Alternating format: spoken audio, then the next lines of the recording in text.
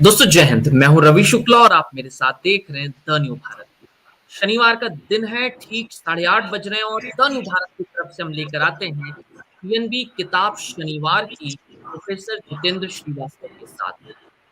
भारत में आमतौर पर नेताओं को हम अलग-अलग कारणों से जानते हैं, लेकिन आज हमारे साथ एक ऐसी शख्सियत और उनके साहित्य पर चर्चा होने जा रही है, जो कि इस देश के एक सम्मानित केंद्रीय मंत्रिमंडल से आते हैं और आज हमारे साथ इस विशेष कार्यक्रम में जुड़ रहे हैं। क्या खास है? आइए प्रवेश करते हैं। हमारे साथ आपको स्क्रीन पर दिखाई दे रहे हैं आदरणीय श्री अर्जुन राम मेघवाल जी, संसदीय कार्य व संस्कृति राज्य मंत्री हैं भारत सरकार के। आदरणीय सर, स्वागत है आपका। धन्यवाद। हम जी सर, हमारे साथ हैं प्रोफेसर जितेंद्र श्रीवास्तव जी, जो कि शनिवार की रात बैठकर बात करते हैं टीएनबी किताब शनिवार की। प्रोफेसर जितेंद्र श्रीवास्तव जो कवि, आलोचक और संपादक हैं, साथ ही साथ निदेशक हैं अंतर्राष्ट्रीय प्रभाग इंदिरा गांधी राष्ट्रीय मुक्त विश्वविद्यालय नई दिल्ली से हमारे साथ जुड़ रहे हैं। जितेंद्र जी, स्वागत है आपका। बहुत बहुत धन्यवाद रवि जी। और साथ में हमारे साथ हैं प्रोफेसर कौशल पवार जी, जिनकी पूर्व में किताबों पर हम यहाँ चर्चा कर चुके हैं और द न्यू भारत के लिए ये गौरव का क्षण है कि हमारे साथ देश के 3 प्रमुख साहित्यकार जुड़े हुए हैं। सही तौर पे देखें तो आज जिस किताब पर हम चर्चा करेंगे, जितेंद्र जी ने जिस किताब का चयन किया है, वह किताब है एक सफर हम सफर के साथ। आमतौर पर भारतीय राजनीति में ऐसे कई राजनीतिक व्यक्तित्व हुए हैं जो कि साहित्य के बहुत करीब रहे और उन्हीं में से एक हैं अर्जुन राम मेघवाल जी, जो राजस्थान की भूमि से आते हैं। बीकानेर का आप साफा उनके सिर पर देख रहे हैं और साथ ही साथ न सिर्फ प्रशासनिक सेवा, एक अच्छा खासा अनुभव लेकर के ये किताब भी आती है। तो किताब किस विषय पर आधारित है, किस विषय से संदर्भित है, इन सभी मुद्दों पर बात करेंगे। लेकिन बात करेंगे हमारे साथ जितेंद्र श्रीवास्तव जी, जो कि शनिवार की रात बैठते हैं और हमारे साथ बात करते हैं। 50 साल शादी की, यानी सालगिरह की 50वीं सालगिरह पर मंत्री महोदय की किताब और एक अनोखे अनुभवों की किताब, एक सफर हम सफर के साथ। जितेंद्र जी, बिना किसी अन्य भूमिका के सबसे पहले प्रश्न से आपको जोड़ूंगा कि एक सफर हम सफर के साथ, यह किताब, इस किताब के बारे में आपकी टिप्पणी, आपकी पहली टिप्पणी क्या होगी? बहुत बहुत धन्यवाद रवि जी। सबसे पहले तो ये महत्वपूर्ण यह है कि आज हमारे साथ अपने व्यस्ततम समय में से समय निकालकर माननीय मंत्री जी भी जुड़े हुए हैं, जिनकी किताब पर आज हम चर्चा कर रहे हैं। और आप ठीक कह रहे थे कि एक लंबा सार्वजनिक जीवन उन्होंने व्यतीत किया है अधिकारी के रूप में, भारतीय प्रशासनिक सेवा के अधिकारी के रूप में, और अब लगभग 11-12 वर्षों से भारतीय संसद में रहते हुए और अब मंत्री पद पर रहते हुए। यह किताब आपने ठीक कहा कि अपने दाम्पत्य जीवन के 50 वर्ष पूरे होने पर उन्होंने लिखी, और बहुत अलग ढंग की किताब है। मेरी अधिकतम जानकारी में इस तरह की कोई किताब हिंदी में दूसरी नहीं है। प्रोफेसर कौशल पवार ने एक दिन यह किताब मुझे लाकर दिया और कहा कि सर ये किताब है। मैंने किताब के बारे में पहले थोड़ी बहुत चर्चा सुनी थी। मैं पूरी किताब पढ़ गया, फिर मैंने कहा कि इस पर हम चर्चा करेंगे इस कार्यक्रम में, और फिर ये संयोग बना कि माननीय मंत्री जी ने भी अपनी सहमति दी कि वे इस कार्यक्रम में रहेंगे। मैं थोड़ी सी बात करूंगा, फिर हम मंत्री जी से ही चर्चा करेंगे मूल रूप से। यह जी सर। किताब, जैसा मैं कह रहा था, कि मेरी अधिकतम जानकारी में हिंदी की अकेली किताब है।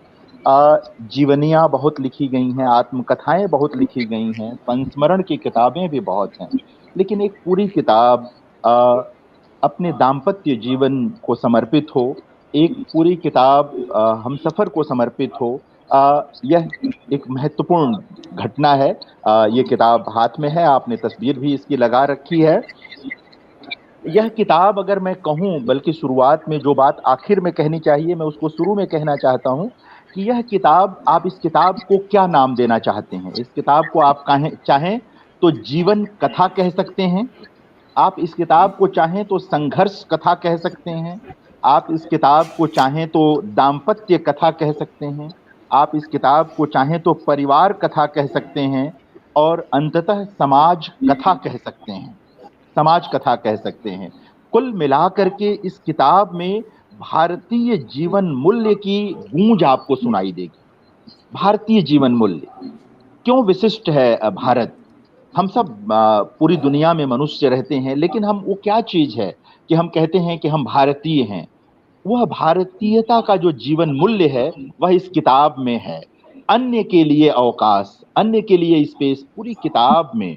आ, जिनके लिए यह पूरी किताब मतलब एक तरह से लिखी गई है, जो अर्धांगिनी है मंत्री जी की, उनके मतलब उनके पूरे जीवन को इसी रूप में व्यवस्थित किया गया है कि उनके जीवन में दूसरों के लिए कितना स्पेस था, दूसरों के लिए कितना अवकाश रहा। ये बहुत महत्वपूर्ण बात है।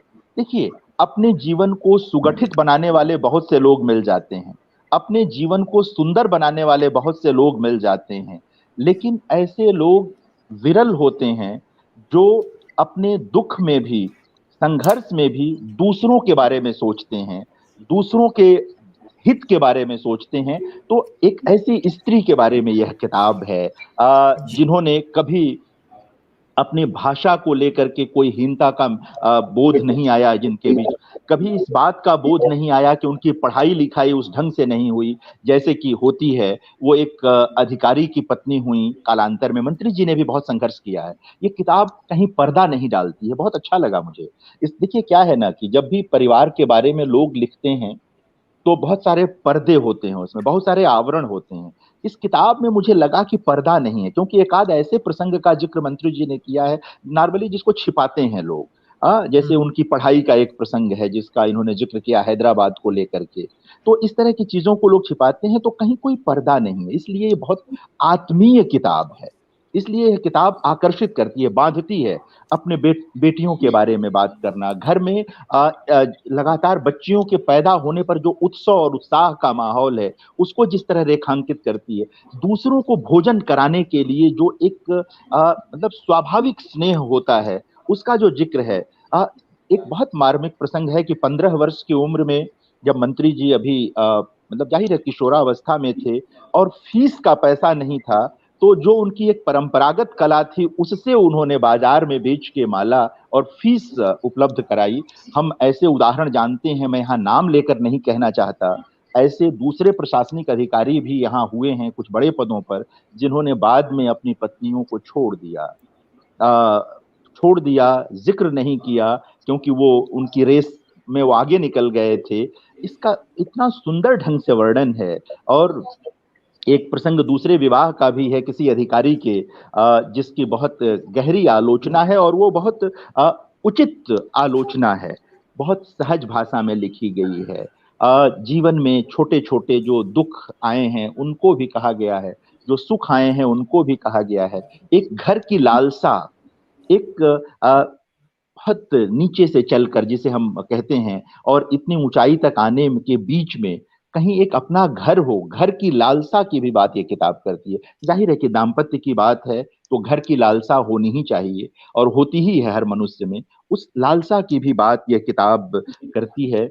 और रवि जी, कौशल्या जी और जो लोग भी सुन रहे हैं इसको, कौशल पंवार जी, मंत्री जी बैठे हुए हैं, यह अच्छी बात यह लगी कि अक्सर जब पुरुष अपने अपने पार्टनर के बारे में लिखते हैं, अपने अ, हुँ। दाम्पत्य जीवन के बारे में लिखते हैं, तो कई बार जाने अनजाने अपने को महत्वपूर्ण बताने से अ, मतलब उनसे ये चूक हो ही जाती है कि वो अपने को महत्वपूर्ण बता लेते हैं, कि कई बार ये बता लेते हैं कि मेरे कारण यह हुआ। यह पूरी किताब यह बताती है कि अर्जुन राम मेघवाल आज जो कुछ भी हैं वो पाना देवी के हुँ, कारण है, वो उनके कारण है। ये यह गहरी कृतज्ञता जो है, यही भारतीयता है, यही प्रेम है, यही दाम्पत्य है। हमारे वहां जो राम और सीता के दाम्पत्य की अवधारणा है, देखिए हम सबकी पूजा करते हैं, सारी चीजें हैं, लेकिन राम और सीता की जो पूरी अवधारणा है वह इसी कारण से महत्वपूर्ण रही है। और हम उसका इसमें भी उसकी प्रतिध्वनि देख सकते हैं। देखिए ऊंच नीच हर जगह होता है, थोड़ी बहुत चीजें हर जगह चलती हैं, झगड़ा, थोड़ा बहुत सारी चीजें, वो सब तो दाम्पत्य की शोभा है। चलता रहता है, लेकिन यह एक आत्मीय किताब है। मैं चाहता था कि मंत्री जी से बात हो, लगता है मंत्री जी अभी दूर हैं, वो कहीं थोड़ा डिस्कनेक्ट हो गए हैं शायद, बस हो रहे हैं कनेक्ट। हाँ जी, आ गए मंत्री जी। तो जी। यह किताब जो है, जो मैं कह रहा था कि कहीं भी अपने को महत्वपूर्ण नहीं बताया है मेघवाल जी ने, और हर जगह अपनी पत्नी को ही महत्वपूर्ण बनाया है। और दोहराऊं फिर कि उन्होंने ये रेखांकित किया है कि वे जो कुछ भी हैं वो अपनी पत्नी के सहयोग के कारण हैं, उनके कारण बन पाए। ये गहरी कृतज्ञता है, यही मनुष्य होने का भाव है। जो कृतज्ञ नहीं है वो मनुष्य नहीं है। यह मनुष्य का गुण है कि उसमें कृतज्ञता होती है। कंधे पर किसने हाथ रखा, साथ कौन चला, किसने मदद की, यह मनुष्य का स्वभाव है। जिसके भीतर यह कृतज्ञता है, समझिए कि वह सिर्फ हाड़ मांस का पुतला नहीं है, वो सचमुच मनुष्य है।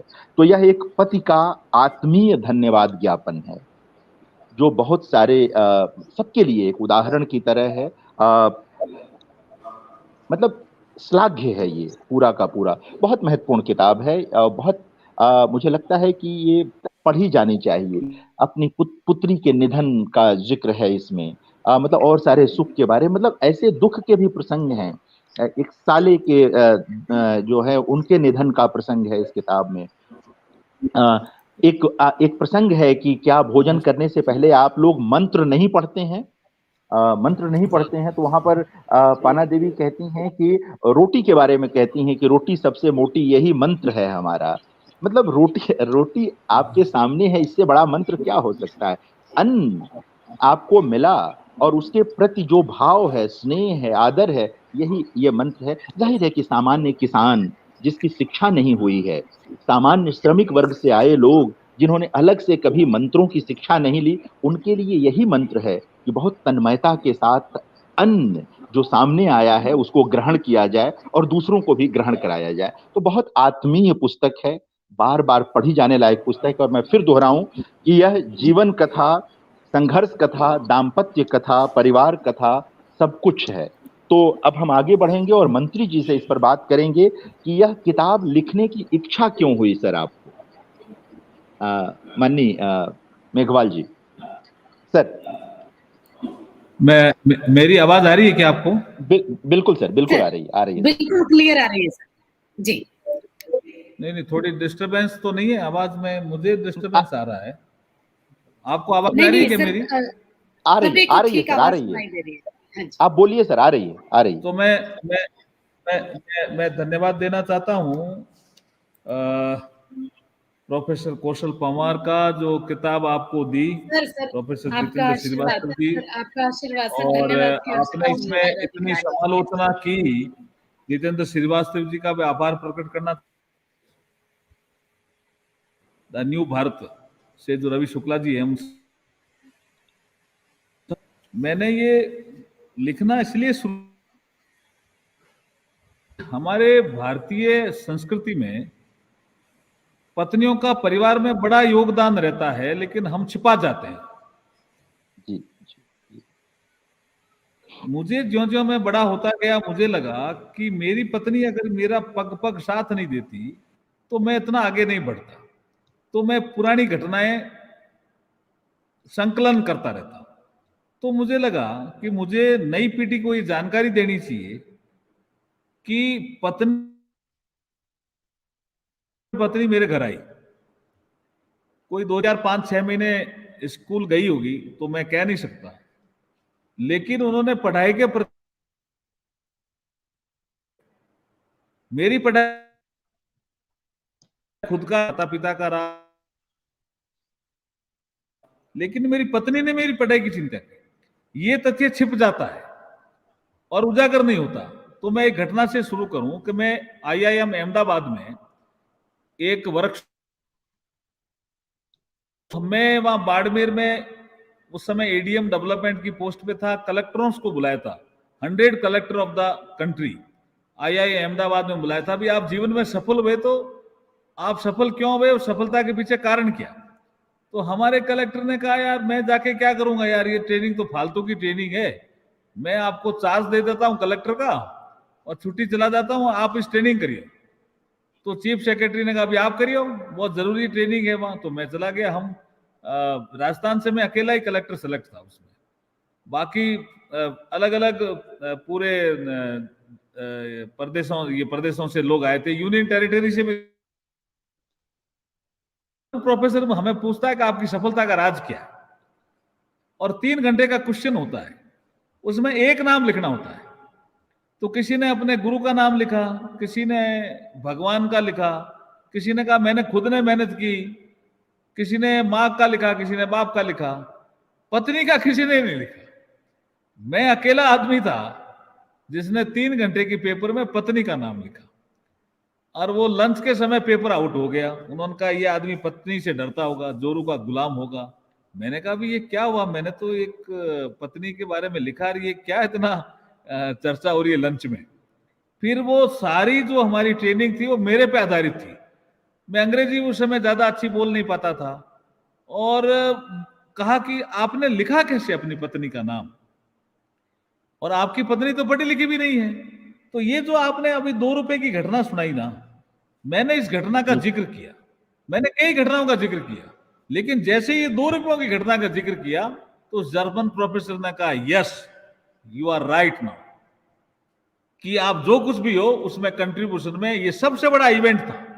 अगर ये 2 रुपए नहीं होते तो आपकी पढ़ाई छूट जाती, और आप यहाँ आईएएस बनते ही नहीं, तो आप कलेक्टर कहां से बनते। और अब मैं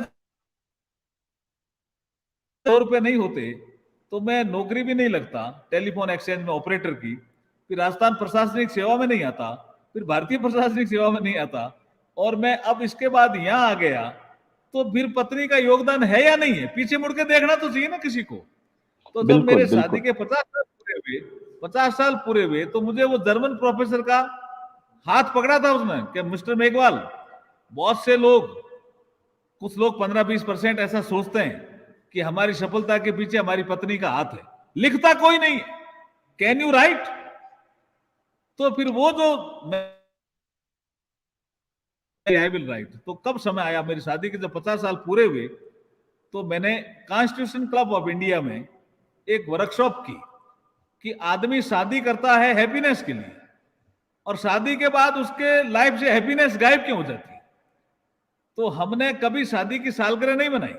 मेरी पत्नी लापसी बना लेती थी, हम खा लेते थे घर में बैठ करके, कभी किसी क्लब में या हमने कोई माला पहनी हो उसके बाद, ऐसा कुछ नहीं किया। लेकिन कॉन्स्टिट्यूशन क्लब में ये फंक्शन किया मैंने। उसमें सभी सीनियर लोग, 5 तो हमारे पॉलिटिशियन आए, कलराज जी मिश्र, हुक्म देव नारायण यादव, जिसको शादी को 50 साल हो गए और पत्नियां जिनके जीवित थी। आईएएस अफसर में भूरेलाल जी आए, जुडिशरी में जस्टिस पसायत आए, वो लोग भी थे, और मजदूर भी थे, व्यापारी भी थे, उद्योगपति भी थे, सर्विस वाले भी थे, और हर स्टेट से थे, हमारे हर स्टेट से जोड़े थे। किया कि शादी के बाद में आदमी परेशान क्यों होता है, और ये मेघवाल जी ने इतना बड़ा काम किया है।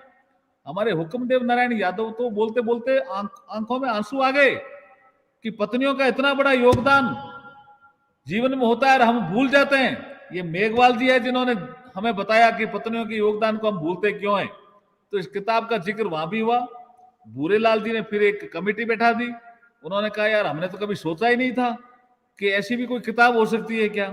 भूरेलाल जी भी बड़ा नाम है, भूरेलाल जी छोटा नाम नहीं है, जो कभी ईडी के डायरेक्टर रहे वीपी सिंह के समय, अभी भी पद पर है। जो हमारा सीलिंग एक्ट है दिल्ली में, अभी पर्यावरण के किसी के प्रमुख थे, अभी दिल्ली वाले में है, यूपीएससी के मेंबर भी रहे।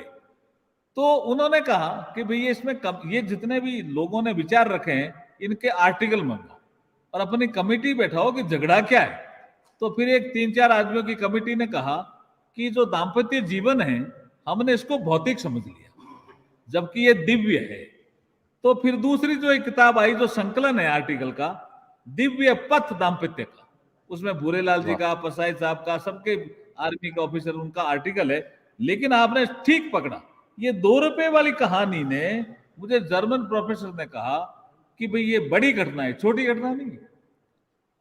कि आपकी पत्नी की उम्र भी 15 साल, आपकी उम्र भी 15 साल, और आप अपनी पत्नी को कहते नहीं हो कि मुझे 2 रुपए चाहिए, आप घर में जिक्र कर रहे हो और पत्नी चिंता कर रही है और आपके लिए सारी रात जब लाइट नहीं होती है चिमनी में काम करके सुबह 2 रुपए कमा करके और आपको देती है कि जाओ फीस भरो और पढ़ो, ये बड़ा काम, इतना बड़ा काम है कि आप कल्पना नहीं कर सकते अर्जुन मेघवाल।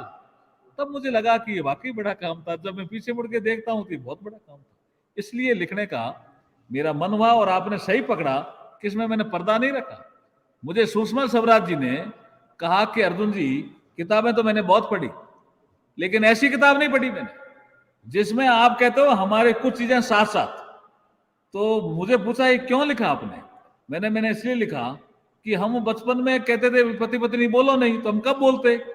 तो हम कुएं से पानी लाते थे तब बोलते थे, हम बाजार से अनाज लाते थे तब बोलते थे, बाकी घर में तो हम बोल ही नहीं पाते थे। तो उन्होंने कहा ये तो इतनी बड़ी आपने एक चीजें लिखी है, बहुत नेचुरल लिखी है अर्जुन जी, ये किताब आपकी बहुत फेमस होने वाली। सुषमा जी तो आज अब है नहीं संसार में, लेकिन जितेंद्र श्रीवास्तव जी आपने वाकई आज जो विश्लेषण किया, मुझे लगता है कि ये किताब बहुत फेमस होने वाली है।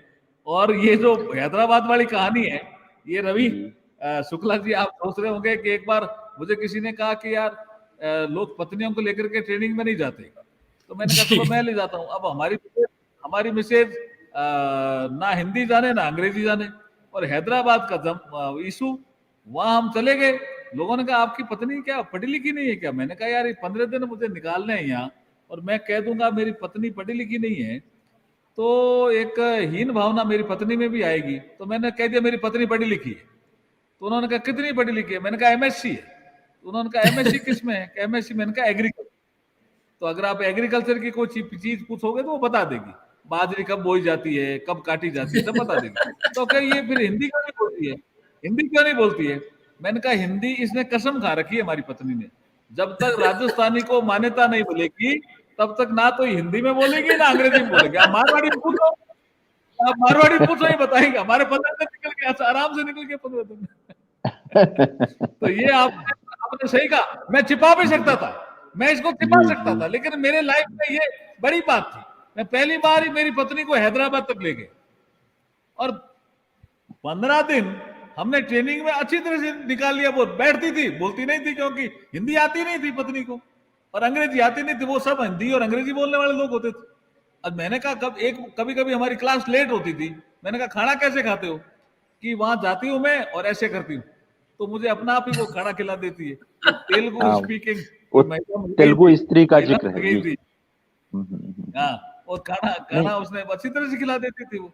तो सबका मन जीतना, आदमी अगर पढ़ा लिखा नहीं भी हो तो गुणवान हो तो सबका मन जीत लेते हैं। इस पुस्तक का भाव यही है कि अगर पति समझदार हो तो पत्नी को समझावे, जीवन अच्छा बनाए, और पत्नी समझदार हो तो पति को समझाए। छोटी छोटी बातों से झगड़ते क्यों? हमारा हैप्पीनेस इंडेक्स वैसे ही कम हो रहा है, हमारा हैप्पीनेस इंडेक्स बढ़े। कल हैप्पीनेस डे भी है, वर्ल्ड हैप्पीनेस डे है कल।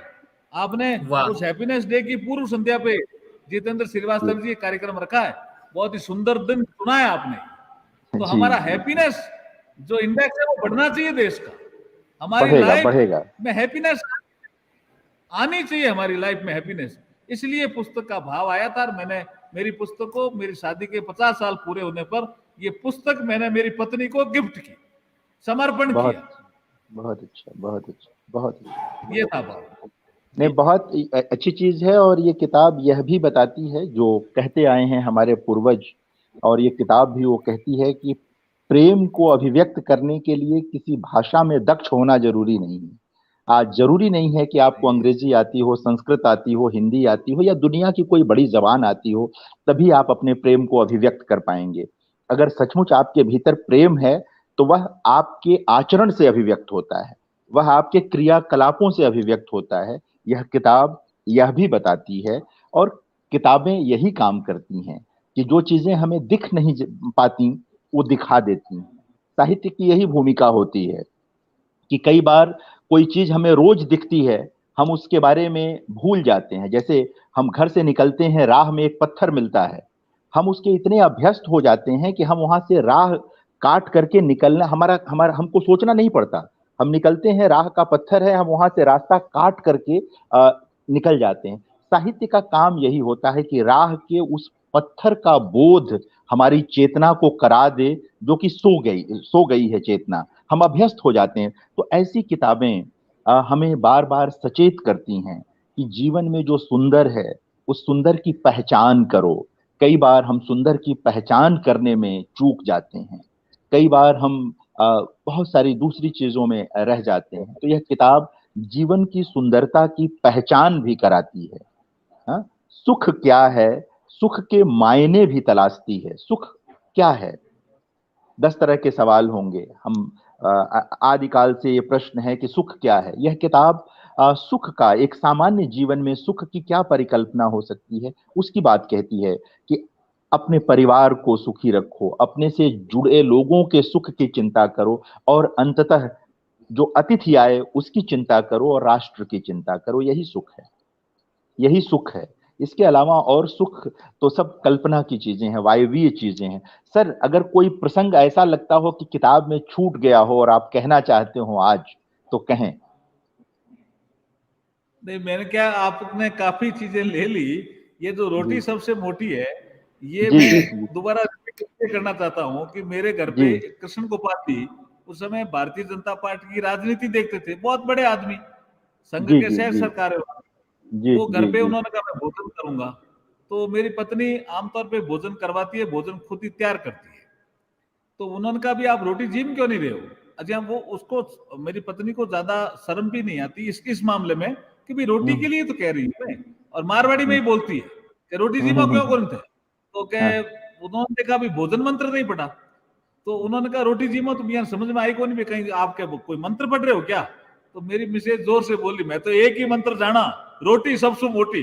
खूब हंसे लोग, बोला यही है मंत्र, यही बड़ा मंत्र है। तो सही, ये सही बात है। ये किसान के लिए तो अन्नदाता यही है। सुखी भवे, अन्नदाता सुखी बिल्कुल। भवे। मैं एक प्रसंग आपको बताता हूँ जो इस किताब में शायद आया होगा या नहीं आया। तो मैं, एक बार क्या हुआ कि मेरे एक कोई कांग्रेस का कार्यकर्ता ढूंढते ढूंढते किसी और नेता को मेरे घर आ गया। हम नॉर्थ एवेन्यू में रहते थे, 15 नॉर्थ एवेन्यू में। मेरी मिसेज की ये आदत है कि जो हमारे घर आ गया उनको सबको भोजन कराओ। तो उन्होंने जी उसको जी पूछा जी भाई भोजन करो, उन्होंने कहा कर लेंगे। तो वो जो नेता कांग्रेस का मेरे घर आने वाला था वो आया नहीं, तो अब वो भोजन भी नहीं करे। तो मेरी मिसेज ने कहा भाई 3 बज गई है, हम अब सफाई करेंगे, 5 बजे दूसरा शाम का भोजन हमारा तैयार होगा, आपको भोजन नहीं करना है क्या? तो उन्होंने कहा कि हम तो कांग्रेस ही हैं। तो मेरी मिसेज ने बहुत सहज भाव से कहा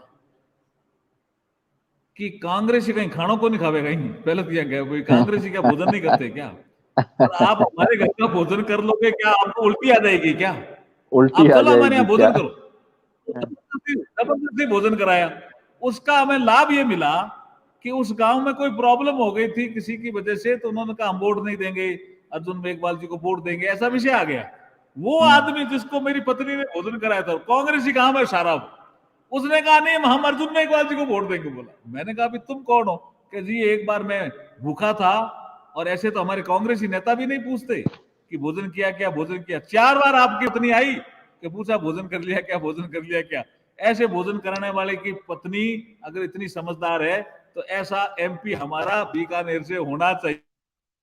अच्छा लगा कि एक घटना ने पूरे गांव को तोड़ दिया, और वो नेता था गांव का, उसने कहा नहीं अब तो हम अर्जुन मेघवाल जी को ही वोट देंगे। तो ये ऐसे कई बिल्कुल। प्रसंग छूट भी गए होंगे, दोबारा कभी मौका मिलेगा संशोधित संस्करण में तो लिखेंगे, हाँ जी, लिखेंगे। वो है ना अपने वहाँ की, साईं इतना दीजिए जामे कुटुम समाए, आपो भूखा ना रहे साधु न भूखा जाए। जो आए अन्न की व्यवस्था उसके लिए भी हो। और मैं जो कह रहा था कि एक किसान के लिए तो यही मंत्र है कि अन्न घर में पहुंच गया उसकी मेहनत का, और वो अन्न लोगों के काम आ रहा है, रोटी के रूप में आ रहा है, दाल के रूप में है, अ, जिस भी रूप में वो उपस्थित है, यह भी अपने आप में मंत्र है। ठीक है कि अगर भाषा आए, हम सीख लें और मंत्रों का उच्चारण करें तो और चीजें दिव्य हो जाती हैं, और चीजें सुंदर हो जाती हैं। कि बहुत आत्मीय पुस्तक है। कौशल जी, आप कुछ पूछना चाहती हैं मंत्री जी से, तो जी कुछ बात कर लें आप, मैं कुछ कहना चाहती जी हूँ, जी कुछ कह चाहती जी हूँ। मंत्री जी की अनुमति से आप अगर मुझे अनुमति देंगे तो मैं बताना चाहती हूँ कि मैडम बहुत अच्छा हैंडीक्राफ्ट का काम करती हैं, और जब भी आप जी मिलने जाइए तो मैडम खुद अपने हाथ से बना हुआ देती है। मैं आपके दर्शकों को भी दिखाना चाहूंगी।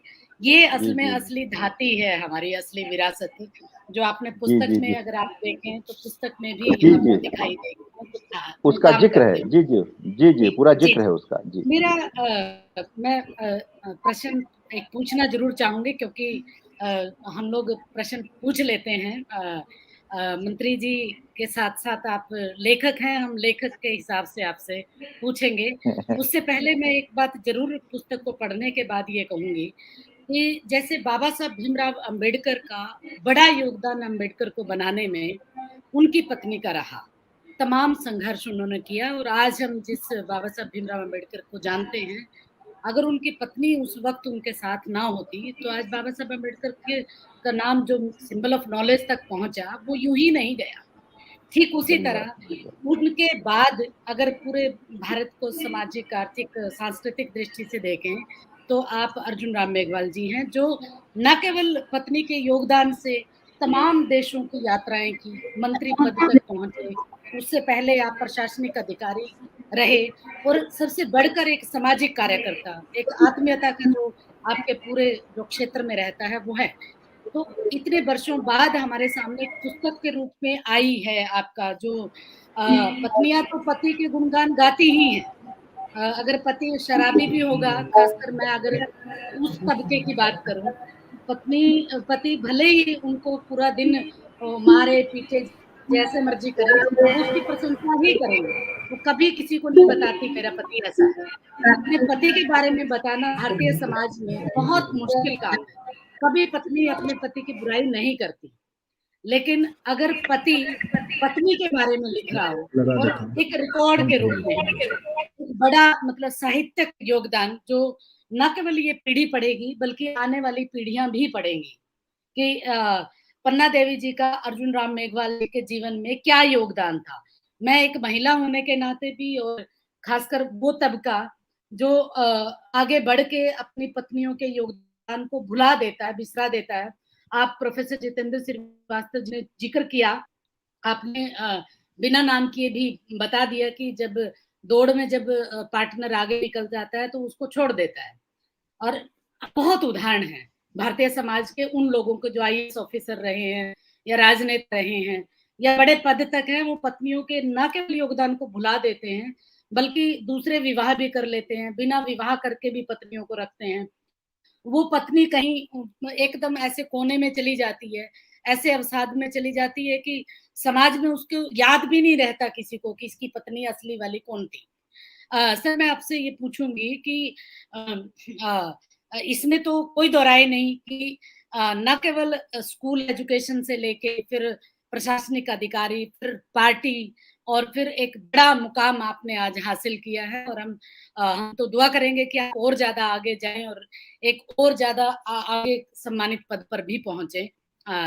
इच्छाएँ मनुष्य की होती ही हैं, लेकिन एक लेखक के तौर पे सर मैं आपसे एक सवाल ये पूछना चाहती हूँ कि बाबा साहब भीमराव अम्बेडकर के बाद मुझे जो साहित्य पढ़ने को मिला है, वो आपका एक सफ़र हमसफ़र के साथ है। और इसमें जो भाषा का जो योगदान है, भाषा बहुत समृद्ध करती है हमारी हिंदी भाषा को। क्योंकि जिस तरीके से मारवाड़ी में शब्दों को कहा गया, खासकर जो संवाद हैं आप दोनों के, वो एकदम लोकल भाषा में है, उसमें कोई भी औपचारिकता नहीं है। लेकिन एक आपका इतना बड़ा कद, और एक हमारी जो मैं तो माताजी कहूँगी उनको, एक बिल्कुल सामान्य-सी महिला। आप इसको मतलब हमारे जैसे युवा लोग जो बराबरी की होड़ में एक तरह से लगे रहते हैं, और परिवारों में टूटन भी कहीं न कहीं बढ़ती जा रही है। इसके बारे में थोड़ा-सा आप और किताब के अलावा, पुस्तक के अलावा कुछ संदेश हमारे जैसे युवाओं को देना चाहें? जी सर।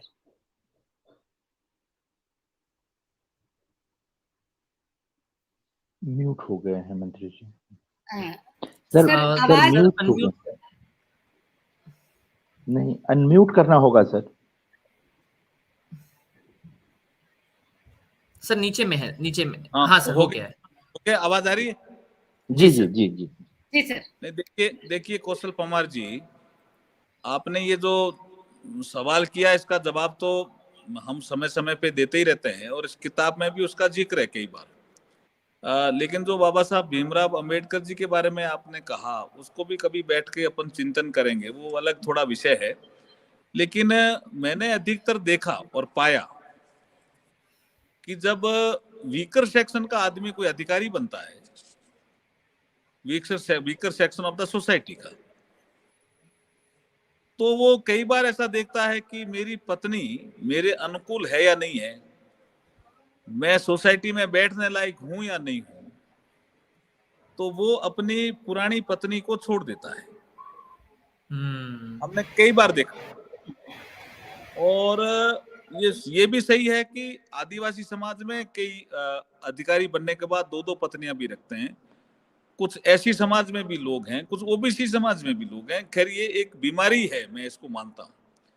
लेकिन ये आदमी, ये बीमारी जब दूर होती है जब वो विश्लेषण करने लग जाता है, जिसको हम इंट्रोस्पेक्शन कहते हैं, कि मेरी लाइफ में मुझे सफलता मिली, उसके पीछे कारण क्या है।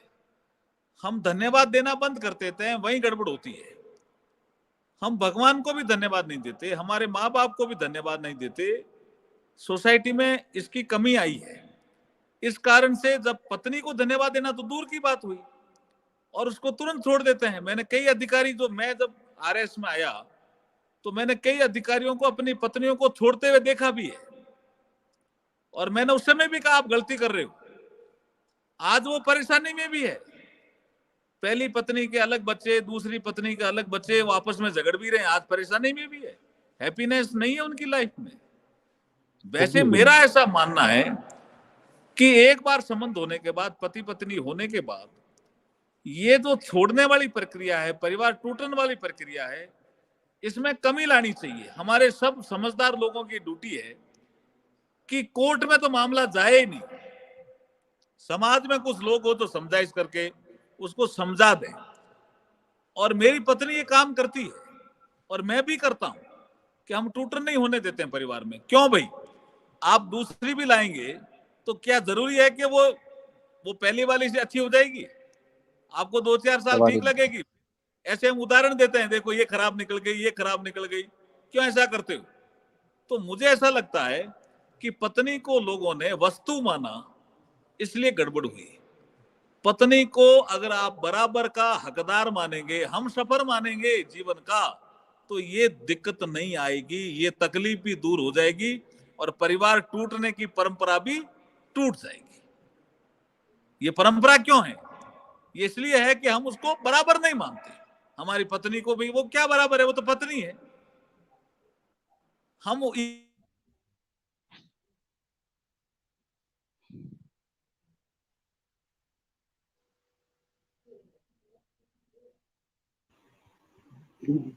असल में सर का नेटवर्क प्रॉब्लम है, आवाज सुनाई नहीं दे रही।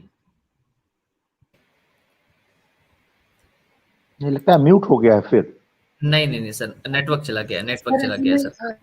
अच्छा, अभी आ जाए। बाहर है और ऐसी जगह पे हैं जहां बहुत मुश्किल जम्मू में, कश्मीर में, जम्मू कश्मीर में है मंत्री जी। जी नहीं सर, म्यूट वाला अनम्यूट करिए, जो साइड में सर नीचे की तरफ।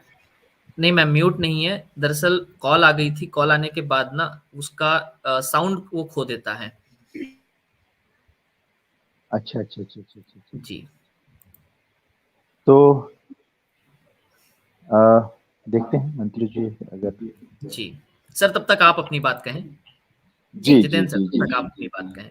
वो मेरे ख्याल से तो निश्चित तौर पर आज बहुत अच्छी चर्चा हुई है रवि, और बहुत अच्छी किताब पर हम लोगों ने चर्चा की।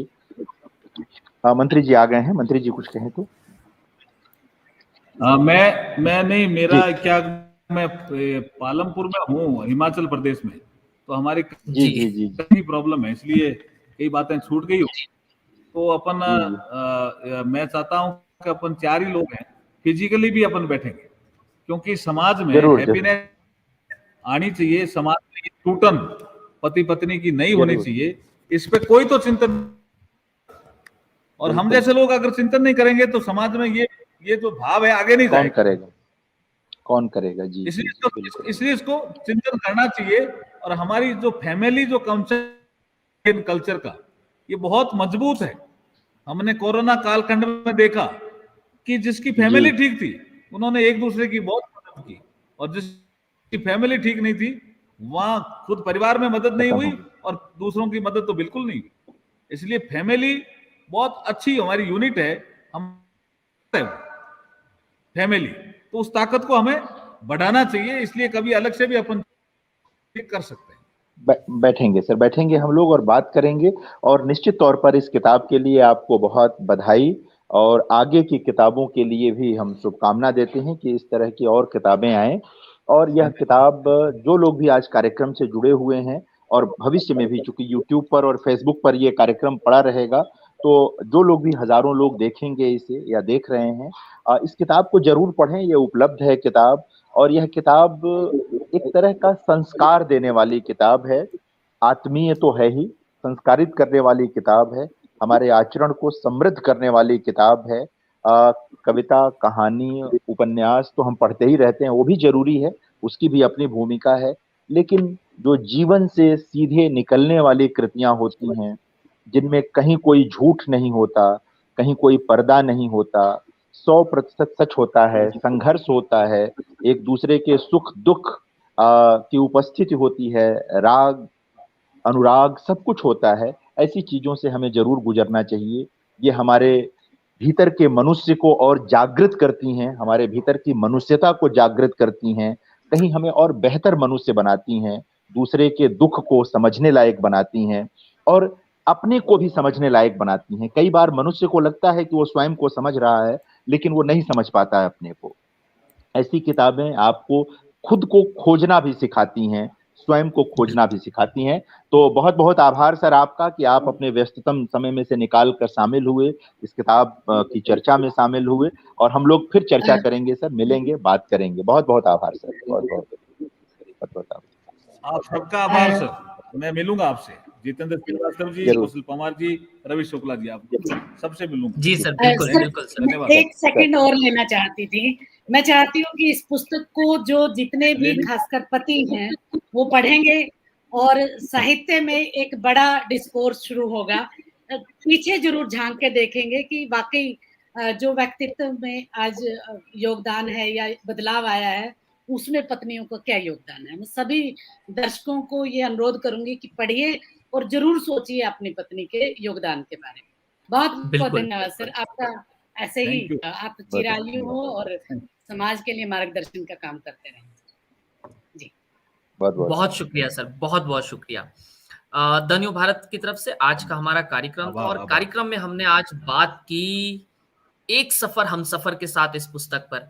आदरणीय सर ने बहुत कीमती और बेशकीमती बातें रखी, जिसमें जितेंद्र जी के प्रश्न का उत्तर देते हुए उन्होंने बताया कि पत्नी वस्तु नहीं, हकदार है, हमसफर है। और जितेंद्र जी ने बहुत सही कहा कि संस्कार देने वाली, संस्कारित करने वाली किताब है। जहां, और जितेंद्र जी स्क्रीन पर हैं, जी जितेंद्र जी हमारे साथ हैं। जितेंद्र सर, आज की इस किताब में यकीनन मैं बड़ी ज़िम्मेदारी के भाव के साथ कहूँगा, मैं 35 के अंदर हूँ, 30 से ऊपर हूँ। और मेरी उम्र के अधिकांश जो लोग हैं, जैसा कौशल मैम ने कहा, ये उन सभी के लिए एक ज्ञानवर्धक, संस्कार युक्त और बहुत महत्वपूर्ण किताब है। कारण ये है, महाराष्ट्र से चलकर कई 3-4 स्टेट पार करके जब यहाँ तक पहुँचे हैं उत्तराखंड में, और अन्य आगे सफ़र जारी रहेगा, तो जिस तरह से अलग-अलग राज्यों में संस्कृतियों का विभाजन होते देखा है, परिवारों को टूटते देख रहे हैं।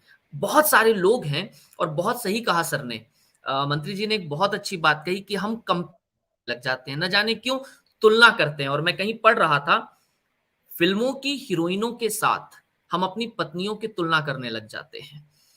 और कहीं न कहीं ये तुलना, या जैसा मंत्री जी के शब्दों में था, तुलना कि हम इस कद के हैं, इस पद के हैं, तो हमारी पत्नी भी इस कद और पद की होनी चाहिए। ये तुलना परिवारों को खंडित कर देती है, विखंडित कर रही है। और मंत्री जी के एक इंटरव्यू के आधार पर, जैसा कि उन्होंने भी कहा, उनके एक इंटरव्यू की पंक्तियों के साथ सर इस कार्यक्रम को समाप्त करेंगे। मेरे पास उनके इंटरव्यू की पंक्तियाँ हैं कि मंत्री मेघवाल जी का कहना ये है, सामाजिक विज्ञान के रचयिता हमारे देश का नंबर हैप्पीनेस इंडेक्स के 262वें में से 123वें स्थान पर होना चिंता की बात है। इसे नंबर 1 तक ले जाने के लिए ही यह पुस्तक पूरी तरह से समर्पित है। और मुझे लगता है कि जैसा कि मंत्री जी ने स्वयं बताया, कल वर्ल्ड हैप्पीनेस डे है, तो उसकी पूर्व संध्या पर इससे बेहतरीन पंक्ति के साथ हम इस कार्यक्रम का समापन नहीं कर सकते। सबसे पहले जितेंद्र सर आपका, कौशल मैम आपका, और आदरणीय मंत्री महोदय का, और सभी दर्शकों का बहुत शुक्रिया इस कार्यक्रम से जुड़ने के लिए। सर बहुत धन्यवाद। जय हिंद। जय हिंद। जय हिंद।